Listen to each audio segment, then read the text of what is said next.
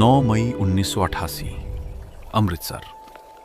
एक ऐसा दिन जब इतिहास लिखा जा रहा था, लेकिन बंदूकों से नहीं, दिमाग से। और इस कहानी का सबसे खतरनाक किरदार न तो कोई कमांडो था, न कोई जनरल, बल्कि एक साधारण सा दिखने वाला रिक्शा खींचने वाला आदमी था। आप सोच रहे होंगे, रिक्शा वाला और इतिहास? यही वो सवाल है जिसका जवाब आपको हिला देगा, क्योंकि उस दिन उस रिक्शा वाले के एक गलत कदम का मतलब था सीधी मौत। और अगर वो पकड़ा जाता तो शायद आज ये कहानी कभी सामने ही नहीं आती। लेकिन असली झटका तो अभी बाकी है, क्योंकि वो आदमी कोई आम इंसान नहीं था। अमृतसर, मई की तपती गर्मी, हवा में तनाव इतना गहरा कि सांस लेना भी भारी लग रहा था। चारों तरफ सुरक्षा बलों की तैनाती। गोल्डन टेम्पल के बाहर एनएसजी, सीआरपीएफ और पंजाब पुलिस ने पूरी तरह घेराबंदी कर रखी थी। लेकिन अंदर क्या चल रहा था, ये किसी को ठीक ठीक नहीं पता था। और यही था सबसे बड़ा खतरा। अंदर मौजूद थे भारी हथियारों से लैस खालिस्तानी उग्रवादी, AK-47, LMGs, ग्रेनेड्स। और सबसे बड़ी बात, उनके पास था लोकेशन का पूरा फायदा। अब जरा सोचिए, अगर आप बाहर खड़े एक कमांडर होते और आपको पता ही ना हो कि दुश्मन कितने हैं, कहां छिपे हैं, तो क्या आप हमला करते? यही दुविधा उस समय भारत की सुरक्षा एजेंसियों के सामने थी। और तभी एक ऐसा फैसला लिया गया जो किसी फिल्मी सीन से कम नहीं था। एक आदमी, दुबला पतला, मैले कुचैले कपड़े, हाथ में रिक्शा, धीरे धीरे गोल्डन टेम्पल की तरफ बढ़ रहा था। कोई भी उसे देखकर यही सोचता, एक गरीब मजदूर है, शायद रोज की तरह अपना काम करने आया है। लेकिन असलियत इससे बिल्कुल उलट थी। वो आदमी था अजीत डोभाल, भारत की खुफिया एजेंसी IB का एक ऐसा अफसर जिसे दुश्मन के बीच घुसकर बिना गोली चलाए जंग जीतने के लिए जाना जाता है। लेकिन सवाल यह है, उन्होंने ये जोखिम लिया ही क्यों? क्योंकि बाहर खड़े हजारों जवानों की जिंदगी और अंदर मौजूद पवित्र स्थल की मर्यादा दोनों दांव पर लगे थे। अगर सीधा हमला होता तो 1984 के ऑपरेशन ब्लू स्टार जैसा खून खराबा दोबारा हो सकता था। और इस बार वो गलती दोहराने की गुंजाइश नहीं थी। इसलिए प्लान बना, दुश्मन के बीच जाकर उसकी पूरी जानकारी निकालो। लेकिन कैसे? यहीं से शुरू होती है रिक्शा पुलर की कहानी। अजीत डोभाल ने सिर्फ भेष नहीं बदला, उन्होंने अपनी पूरी पहचान बदल दी। उन्होंने अफवाह फैलाई कि वो पाकिस्तान की खुफिया एजेंसी इंटर सर्विसेज इंटेलिजेंस के एजेंट हैं। अब जरा सोचिए, आप दुश्मन के घर में जा रहे हैं और खुद को उनके सबसे बड़े साथी के रूप में पेश कर रहे हैं। अगर जरा भी गलती हुई तो क्या होगा? सिर्फ एक जवाब, मौत। लेकिन यहीं पर डोभाल का असली खेल शुरू होता है।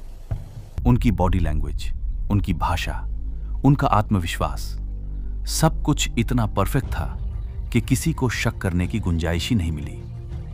वो अंदर पहुंचे और सीधे मिले टॉप कमांडर से। अब यहां एक दिलचस्प सवाल, अगर आप एक मिलिटेंट होते तो क्या आप किसी अजनबी पर भरोसा करते? शायद नहीं। लेकिन डोभाल ने यही नामुमकिन काम कर दिखाया। उन्होंने खुद को एक एक्सपर्ट बताया, बम बनाने में, हथियार चलाने में और पाकिस्तान से सपोर्ट दिलाने में। धीरे धीरे उन्होंने उनका भरोसा जीत लिया। इतना भरोसा कि मिलिटेंट्स ने उन्हें अपने सबसे गुप्त ठिकानों तक पहुंचते दी। और यहीं से शुरू हुआ असली मिशन। डोभाल हर कोने को देख रहे थे, हर हथियार की गिनती, हर स्नाइपर की पोजीशन, लेकिन बिना किसी को शक हुए। सोचिए, आप दुश्मन के बीच बैठे हैं और वही लोग आपको अपने राज बता रहे हैं। क्या आप नर्वस नहीं होंगे? लेकिन डोभाल शांत थे, ठंडे दिमाग से हर चीज को अपने दिमाग में रिकॉर्ड कर रहे थे। और फिर उन्होंने एक और चाल चली। उन्होंने मिलिटेंट्स को सलाह देना शुरू किया, आप यहां खड़े हो जाओ, ये पोजीशन ज्यादा मजबूत है। लेकिन असल में वो उन्हें ऐसे स्पॉट्स पर भेज रहे थे जहां से NSG उन्हें आसानी से देख सके। यानी दुश्मन खुद अपनी कमजोरी बना रहा था और उसे पता भी नहीं था। लेकिन कहानी यहां खत्म नहीं होती। एक समय ऐसा भी आया जब एक मिलिटेंट को उन पर शक हो गया। वो उनकी आंखों में देख रहा था जैसे सच निकाल लेना चाहता हो। अब आप सोचिए, अगर उस पल आपका राज खुल जाता तो क्या होता। यही वो पल था जहां खेल खत्म भी हो सकता था या इतिहास बन सकता था।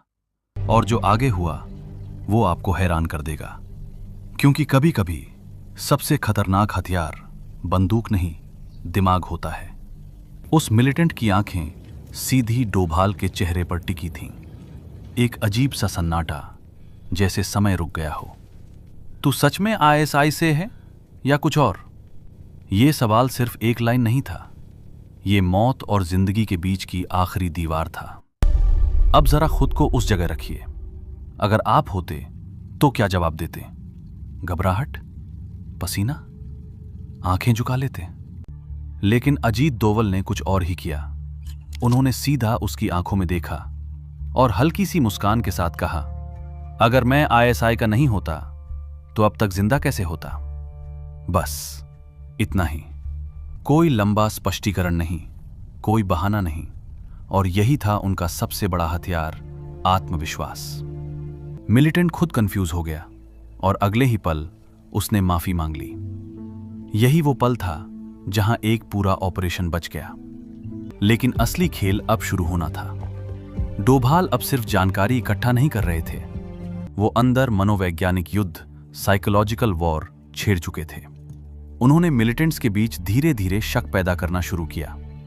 तुम्हारे अंदर ही कोई गद्दार है, कुछ लोग बाहर वालों से मिले हुए हैं। अब सोचिए, जब एक ग्रुप के अंदर ही भरोसा टूटने लगे तो क्या होता है? बंदूकें दुश्मन पर नहीं, एक दूसरे पर उठने लगती हैं। और ठीक यही हुआ। अंदर तनाव बढ़ने लगा, कमांडर्स के बीच मतभेद, छोटे छोटे झगड़े, और इस पूरे केओस के बीच डोभाल चुपचाप अपना काम पूरा कर रहे थे। उन्होंने मिलिटेंट्स को एक और तोहफा देने का वादा किया, पाकिस्तान से डायरेक्ट कनेक्ट होने वाले वायरलेस सेट्स। लेकिन सच्चाई, वो डिवाइसेस सर्वेलेंस के लिए थे।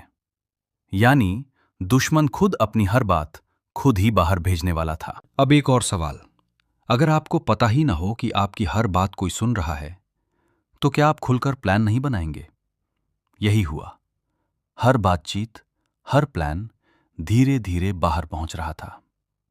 और फिर वो पल आया जब मिशन पूरा हो चुका था। डोभाल को अब बाहर निकलना था, लेकिन बाहर निकलना अंदर जाने से भी ज्यादा खतरनाक था, क्योंकि अब वो मिलिटेंट्स के लिए अपना आदमी बन चुके थे। अगर किसी को जरा भी शक होता तो इस बार बचना नामुमकिन था। उन्होंने एक बहाना बनाया और धीरे धीरे उसी सादगी से वापस बाहर निकल आए। और जैसे ही वो बाहर पहुंचे, पूरा खेल बदल गया। उन्होंने सीधे केपीएस गिल और एनएसजी को अंदर का पूरा नक्शा समझाया। कहां कितने लोग हैं, कहां कौन सा हथियार, कौन सा कोना कमजोर है। अब सोचिए, जो जानकारी पहले शून्य थी वो अब 100% क्लियर थी। और यही था असली turning point. Operation black thunder 2 शुरू हुआ, लेकिन इस बार बिना अंधाधुंध गोलीबारी के। एनएसजी ने वही पोजीशंस ली जो डोभाल ने बताई थी। स्नाइपर्स ने उन्हीं जगहों को टारगेट किया जहां मिलिटेंट्स सबसे वल्नरेबल थे। और सबसे बड़ा हथियार, डर और कंफ्यूजन। अंदर पहले ही डिस्ट्रस्ट फैल चुका था, ऊपर से चारों तरफ से घेराबंदी। मिलिटेंट्स को समझ आ गया, ये लड़ाई अब जीतना नामुमकिन है। और फिर जो हुआ वो इतिहास बन गया। लगभग 200 मिलिटेंट्स ने बिना बड़े खून खराबे के सरेंडर कर दिया। अब जरा सोचिए, एक ऑपरेशन जहां सैकड़ों हथियारबंद लोग थे और फिर भी इतनी कम हिंसा के साथ खत्म हुआ। यह सिर्फ एक सैन्य जीत नहीं थी, ये दिमाग की जीत थी। लेकिन सबसे बड़ा झटका अभी बाकी था। जब मिलिटेंट्स को पता चला कि जिस आईएसआई एजेंट पर वो भरोसा कर रहे थे वो असल में एक भारतीय आईपीएस अधिकारी था, उनके होश उड़ गए। और उसी बहादुरी के लिए 1989 में अजीत डोभाल को कीर्ति चक्र से सम्मानित किया गया। एक ऐसा सम्मान जो आमतौर पर सेना को दिया जाता है। वो पहले पुलिस अधिकारी बने जिन्हें यह मिला। लेकिन कहानी यहां खत्म नहीं होती। डोभाल सिर्फ एक ऑपरेशन के हीरो नहीं थे, वो एक मास्टर ऑफ डिस्गाइज थे। कहा जाता है उनके कान छिदे हुए थे जो उनकी पहचान खोल सकते थे, लेकिन उन्होंने प्लास्टिक सर्जरी से उसे छुपा लिया। सोचिए, एक इंसान जो अपनी पहचान तक बदल दे देश के लिए। आज 2026 में भी इंटेलिजेंस एजेंसियों में इस ऑपरेशन को एक केस स्टडी की तरह पढ़ाया जाता है, क्योंकि इसने एक बात साबित कर दी, जंग सिर्फ बंदूकों से नहीं जीती जाती, बल्कि दिमाग, धैर्य और सही समय पर लिए गए फैसलों से जीती जाती है। अब आखिरी सवाल, अगर उस दिन वो रिक्शा वाला अंदर नहीं जाता तो क्या होता? शायद इतिहास कुछ और होता। और इसी के साथ एक सच्चाई हमेशा याद रखिए, असली हीरो कभी सामने नहीं आते, वो पर्दे के पीछे रहकर इतिहास बदल देते हैं।